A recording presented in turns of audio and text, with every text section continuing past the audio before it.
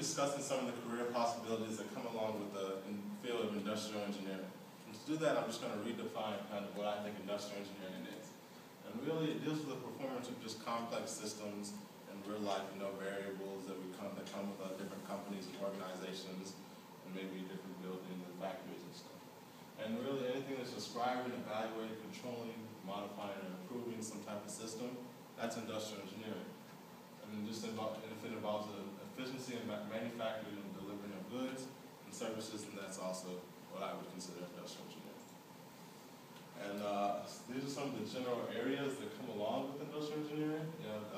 Economic and financing, just going to be dealing with like expenses, the demand and the supply part of companies and different organizations. And then you have operations and research, which is just really optimizing the really production and doing a whole lot of studies behind just the max efficiency that you can get out of a system. And then we have supply chain and management, which deals with the logistics and operations, such like UPS or any other company like that.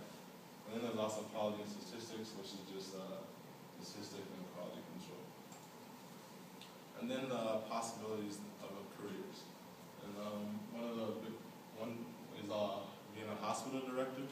Is you can understand how an industrial engineer would have to kind of control and supervise all the various things that go into the hospital, like the hours that nurses work and doctors and supplies, and there's a whole lot of rigorous number crunching that comes behind all the service that you see in the hospital, and that's what an industrial engineer is doing.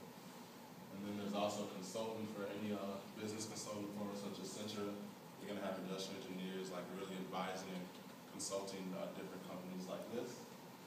And then you have a project manager, like if a company was trying to, build some type of a new factory, the person in charge of that project is most likely going to be an industrial engineer because of their experience when it comes to handling different projects like this. And then logistics teams managers with companies like FedEx and other mail companies and UPS. When it comes to just finding the most efficient way to deliver all these products and services to their customers, it's also going to be in the field of industrial engineering. And here we have industrial engineer salaries. So after you have a bachelor's degree in industrial engineering, your average salary is about $55,000. And when you move up to a master's, just 2 more years of education, you've got about $65,000 salary. And with a PhD, you've got an average of $77,000 salary. And the median salary when it comes to just all industrial engineers, which is about 13% of the engineers in the U.S., it's about $68,000. And that's fairly high above the average, fairly higher than the average in the engineering salary. So hi everybody, once again I'm Javier Corzo. I'm in charge of presenting the significant IE contributions made specifically by the Georgia Tech faculty. So when I started doing this, I was very pleasantly surprised to read just the broad spectrum of applicability that industrial engineering really has. When you read the research beside and behind everything that every teacher has done and conducted in the past, you just get bombarded with ideas that you wouldn't have ever thought about, you know? So for example, there's this person that I read about, Jiang Shi. He's in charge of, like, he has researched about system informatics and designed and operational improvements of manufacturing and service systems. So he's like in charge of basically figuring out the optimum way for the manufacturing and services systems to continue working properly. Now we see William J. Cook. He focused on something completely different. He focused on something called the traveling salesman problem, which is just concerned of finding the shortest route, visiting each member of a collection of locations and returning to a starting point. So when you think about it, how many industries have these like traveling salesmen, you know? That they have to go to many different places. So it's a very important branch. Also, Jane Ammons, she's a very important person here at Georgia Tech, because she's the school chair of the H. Milton and Caroline J. Stewart School of Industrial Engineering, and she's the president of the Institute of Industrial Engineers and many other things. And she decided to focus on supply chain engineering, and she was specifically interested in closed-loop environmentally sustainable systems. I mean, who can tell you that environmentally sustainable systems aren't important, especially today? Hello, my name is Alex Berry. It was my job to conduct our interview with Miss Patty Parker. She is a administrative representative for the IYSC department, the industrial systems area. She is a part-time advisor there and was kind enough to give us some of her time. So we went in today and asked her some questions really pertaining to the Georgia Tech view on IEs. What makes not only industrial engineers different from other engineers, but really makes a Georgia Tech industrial engineer? What shapes us? So one of the first questions we asked her was, what is the single most important factor about industrial engineers and industrial engineering? She told us that it was an industrial engineer's approach to life. It's how we conceptualize things, how we can materialize the projects that we make in our mind, how we really want to affect and change the world. The way we're able to work with mechanical engineers, with electrical engineers, even with computer science engineers. It's really our versatility, if you will. Another question we asked her was, how does industrial engineering relate to a job that she currently has, and how does it apply to other jobs?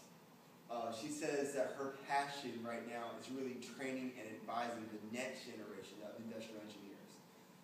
We've already gone over how Georgia Tech is one of the largest graduate schools for industrial engineering, and how we produce more undergraduate industrial engineers than almost any college in the country. Another thing we asked her about was industrial engineering and business. How do they get along? What's their relationship like? Can businesses really use industrial engineers, or is it just your big businesses, or is it just your small businesses? Her response was basically that every major business advanced in the last century has been indirectly influenced by engineering. That comes from things like distribution, production, efficiency, optimizing your worker versus machine output-input ratios. She even went so far as to say that many of the technological advances that we have today would not have happened without industrial engineers. So, our next question was, is industrial engineering limited strictly to the industries, or can it be helpful to a different type of job, say your teachers, your firefighters, your basic sales representatives?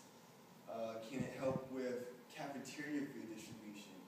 And her adamant, very, very adamant answer was yes. Industrial engineers are not an option. Any type of success starts and ends with an IE. In Ms. Patty's opinion, one of the best things about studying IE or becoming an industrial engineer at Georgia Tech is not only the training you receive, not only the mental part of the job, but also the long-lasting friendships you make. Industrial engineers are known for their hard, puritanical work ethic, and that sense of mutual collaboration, and just working together in that synergy. It really forms a strong communal bond between the industrial engineers. So some of your lifelong friends will be taking those same classes with you as industrial engineers. Next, we asked her, how would you respond to the fact about industrial engineers sometimes being referred to as imaginary engineering? Some people say that we're just basically applied mathematics. She says that we don't just imagine a better world, we make it happen. There's nothing wrong with calling us applied mathematicians. That's really, if you think about what all engineers are. We are just, if you will, engineers in the purest sense. Our second to last question, what makes Georgia Tech the #1 college in industrial engineering? What's our advantage? Where do we get our edge? Why can we compete with the MITs, the Dukes, the Harvards? What gives us our impressive reputation? And she looked us in the eye and said, faculty. The Georgia Tech faculty are the best in the world. What we're researching on, the type of students we produce, our co-oping program, is all because of our faculty. And our very last question, what traits define the best?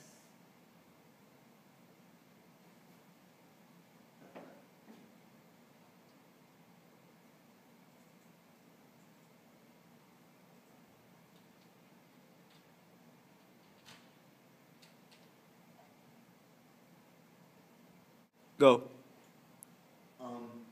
In Ms. Patty's opinion, one of the best things about studying IE or becoming an industrial engineer at Georgia Tech is not only the training you receive, not only the mental part of the job, but also the long-lasting friendships you make. Industrial engineers are known for their hard, puritanical work ethic, and that sense of mutual collaboration, and just working together in that synergy. It really forms a strong communal bond between the industrial engineers. So some of your lifelong friends will be taking those same classes with you as industrial engineers. Next, we asked her, how would you respond to the fact about industrial engineers sometimes being referred to as imaginary engineering? Some people say that we're just basically applied mathematics. She says that we don't just imagine a better world, we make it happen. There's nothing wrong with calling us applied mathematicians. That's really, if you think about what all engineers are. We are just, if you will, engineers in the purest sense. Our second to last question, what makes Georgia Tech the #1 college in industrial engineering? What's our advantage? Where do we get our edge? Why can we compete with the MITs, the Dukes, the Harvards? What gives us our impressive reputation? And she looked us in the eye and said, faculty. The Georgia Tech faculty are the best in the world. What we're researching on, the type of students we produce, our co-oping program, is all because of our faculty. And our very last question, what traits define the best?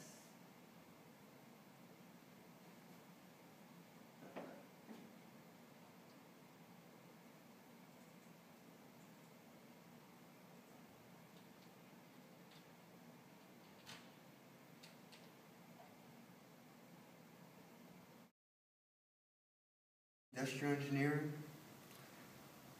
really it pertains to my strengths because of my organizational skills. The way I like to bring a group together of different personalities from different nationalities. Industrial engineering fits my personal strengths and goals perfectly. To be an industrial engineer, you need to be extremely competent in math.